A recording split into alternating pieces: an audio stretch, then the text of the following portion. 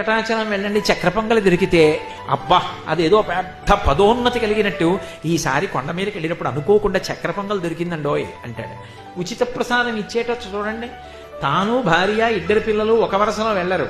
నువ్వు ఇటెళ్ళవే, పులిహార వస్తుంది, నువ్వు ఇటెళ్ళరా, చక్ర పొంగల్ ఇస్తారు, నేను అట్టెడతాను, కట్టు పొంగల్ వస్తుంది, నువ్వు అటెళ్ళవే, చిన్న లడ్డు ఇస్తారు, నలుగురం పూలబావి దగ్గర నించుని పంచుకు తిందా ఉంటారు. కాబట్టి అక్కడ అన్నీ అపురూపమే.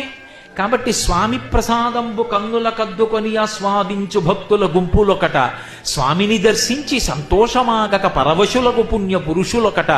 ఆ స్వామిని దర్శనం చేసుకుని బయటికి వచ్చి, బాగా చూసావా అంటే నీకో విషయం చెప్పనా, నువ్వు అక్కడ దాకా వెళ్ళిన తర్వాత జరగండి అంటే వచ్చేసావా, నా ముందు ఎవరో ముఖ్యమైన వాళ్ళు విఐపీలు వచ్చారే, వాళ్ళ తాలూకా అనుకుని నన్ను కూడా పక్కకి నించోండి అన్నారు. 5 నిమిషాలు అలా నించోబెట్టేశారు. 5 నిమిషాలు చూశాను అని మురిసిపోతుంటే, నువ్వు అదృష్టవంతురాలు, అనవసరంగా నిన్ను దాటి ముందుకెళ్ళానని ఈవిడండి.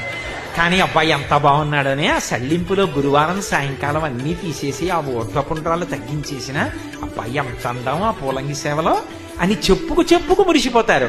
స్వామిని దర్శించి సంతోషమాగక పరవశులకు పుణ్య పురుషులొకట, ఏది ఎయ్యడ విన్నను స్వామి మాట. ఎక్కడ ఏది వినండి ఆయన గురించే చెప్పుకుంటుంటాడు, ఎక్కడ చూడండి ఆయనే తిరుగుతూ ఉంటాడు. స్వామి నటించుచుండు ఈ శైలమందు, ఆ కొండ మీద ఆయన నర్తన చేస్తూ ఉంటాడు.